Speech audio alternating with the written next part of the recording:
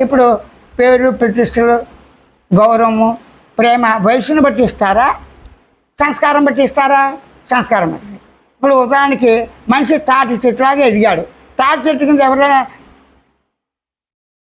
వెళ్ళి నిలబడతారా? నిలబడరు.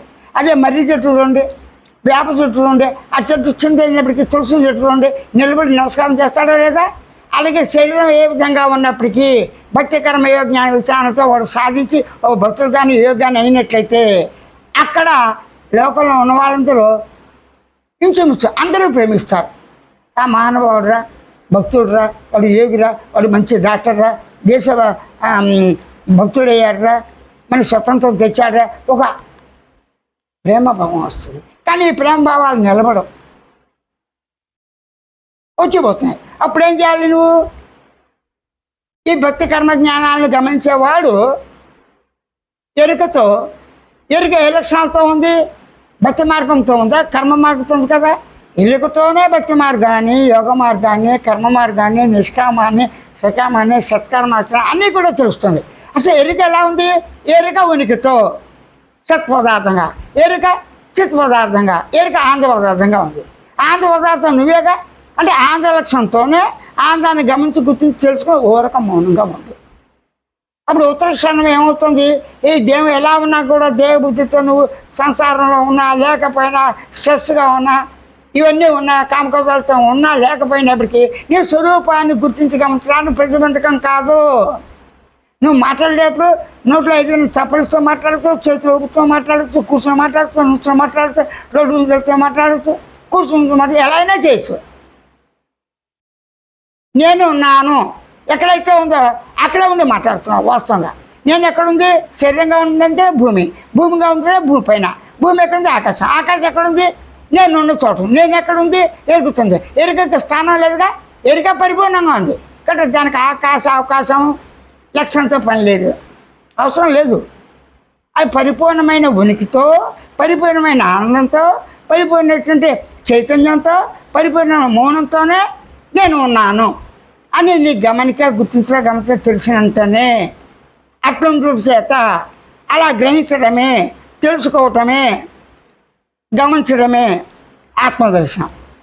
అది అనుభవంలో ఉండే అనుభూతిగా ఉండటమే ఆత్మానుభవం. మానవ జన్మ అమూల్యం, వృధా చేయకూడదు. వృధా అంటే ఇంత ముందు చెప్పిన వృధా అనే నేను అనలేను. ఎందుకంటే అందరూ చేయక తప్పదు. మెలుకొచ్చిన వెంటనే దేహానికి కావాల్సిన ఆహారం అన్నీ కావాలి కదా. ఆ కార్యక్రమాలు దైనందిన కార్యక్రమాలు చేసుకుంటూనే స్వేచ్ఛతో నిన్ను గమనించవచ్చు. నీ గమనికలు ఎట్టి ప్రయత్నాలు చేసినప్పటికీ సాధనలు కానీ ఇవి కానీ చేయవలసిన అవసరం లేదు. ఎంతటి వారికి అయినా కూడా దేహం ఎంత అందమైనప్పటికీ, ఎంత యోగ శరీరమైనప్పటికీ, జ్ఞాన శరీరమైనప్పటికీ మనం చెరువు గొప్పడు బూడిదైపోతుంది. అంటే మరణం అనివార్యం. ఇది నిర్వివాదాంశమే, అనుభవ సిద్ధమే. కాబట్టి మనం ఎంతటి వారికైనా చెప్పినప్పుడు ఆ మనం అనే భావం వచ్చేసిందా? ఆ భావాన్ని వ్యతిరేకం ఏంటి? శాస్త్రమైనటువంటి దేహంతో ఉండాలి. ఇక్కడ దేహం అంటే ఇది కాదు. జ్ఞానమే దేహం, ఎరికే దేహం, గమనికే దేహం, సాక్షి చైతన్య దేహం అన్న దృష్టితో ఊరక గమనించి వ్యవహార జ్ఞానంలో ఎలా నడవాలో, ఇలా ఉండాలి, అలా ఉండాలి, ఇప్పటిదాకా చేసినట్లే నువ్వు ఊరుకుండు.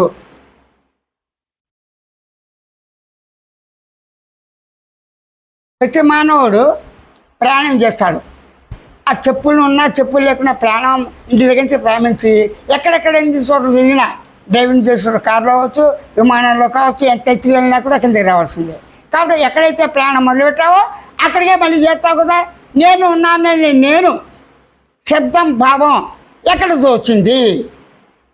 చెరులో అంటానికి వీలుపడుతుంది. కారణం ఏంటి? నేను భావంతోనే,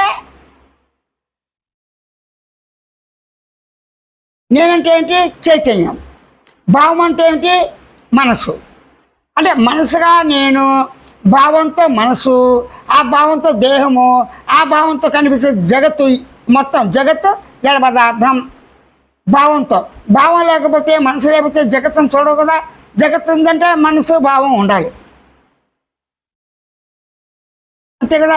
మనసు భావం ఉందంటే జగత్తు ఉంది, జగత్తు మనసు భావం ఉంటే దేహం ఉండాలి కదా.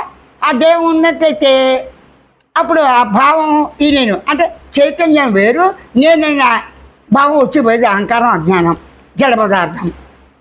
భావం జడ పదార్థం, మనసు జడ పదార్థం, దేహం జడ పదార్థం, సృష్టి జడ పదార్థం. వచ్చిపోయిన అనుభవం నీకే తెలుస్తుందిగా.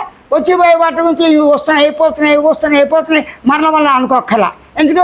జ్ఞాపక లక్షణం గుర్తించి గమనించి అలాగే ఉంటాయి. కానీ ఈ వచ్చేపోయే వాటిని గమనించేవాడిగా, వచ్చేపోయిన గుర్తించేవాడిగా, వచ్చేపోయాడిని తెలిసినవాడిగా నువ్వే ఉన్నావుగా. అంటే తెలివితో గమనించి గుర్తించి గమనించి ఉండు.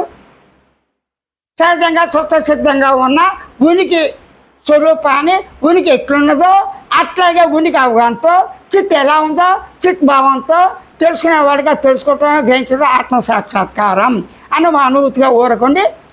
అవసరార్థం ఎంతవరకు మాట్లాడాలో, ఎంతవరకు ఉండాలో సత్కారం ఆచరణ ఆటోమేటిక్గా సహజంగా జరిగిపోతుంది. జీవితం అంతా కూడా కొనసాగించవచ్చు.